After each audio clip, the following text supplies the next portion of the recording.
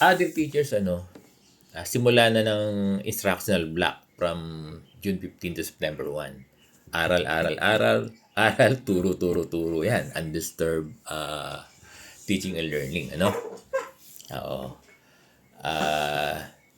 Kaya ako sinabi kasi para yung mga teachers natin, ma-remind kayo na starting na June 15, mag-i-introduce na kayo ng lesson. No? Mag-i-introduce na kayo ng lesson. Yan. Tara na ba? Tapos, ang lesson plan nyo, binuksan ko lang sa rin. Ang lesson plan nyo ay hindi na DLL, hindi na lesson exemplar. Turo na munggo yan. Wow, sarap. Turo na munggo. Saka buko. Buko.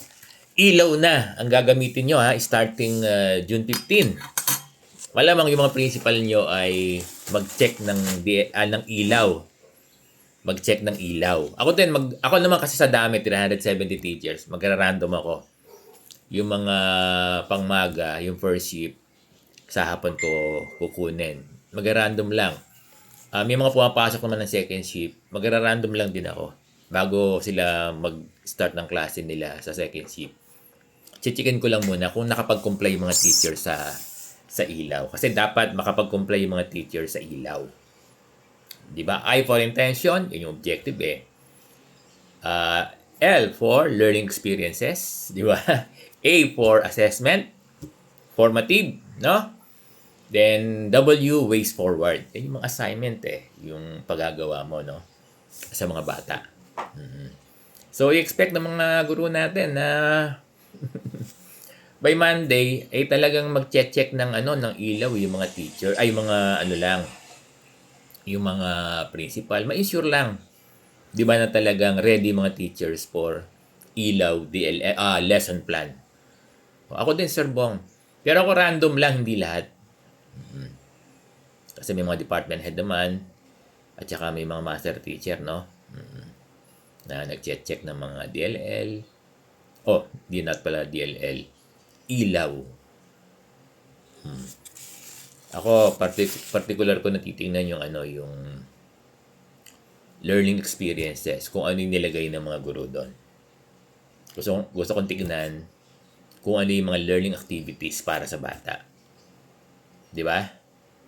Dapat creative yung learning experiences. Kasi kung weak yung learning experiences, yung mga activities, no? Di ba? Hindi man lang na-motivate yung mga bata. Hindi nakinig, Hindi na-arouse yung interest. Boring, na? Baka mangyari niyan, mag-fail yung objective. Di ba? Mag-fail yung objective. At doon sa assessment mo, formative, mababa yung makuha ng mga bata. So, walang ma-achieve na mastery. Tsaka, walang ma-achieve na competency, no? Learning competency ng mga bata. Hindi mag-i-improve. Kaya ako particular ako sa learning experiences. Yan yung strategy, di ba? Sa DLL, yung mga lesson exemplar niya, no? So, DLL. So, dear teachers, no? Nire-remind ko kayo, hindi lang yung Caloocan High School na this Monday, June 15, simula na ng instructional block at matatapos na ng September 1 bago pumasok yung end of term block. At nire-remind ko kayo na ang gagamitin ng lesson plan ay ilaw. May latest DepEd order tungkol sa sa lesson plan. Diba? Dapat compliant kayo sa ilaw.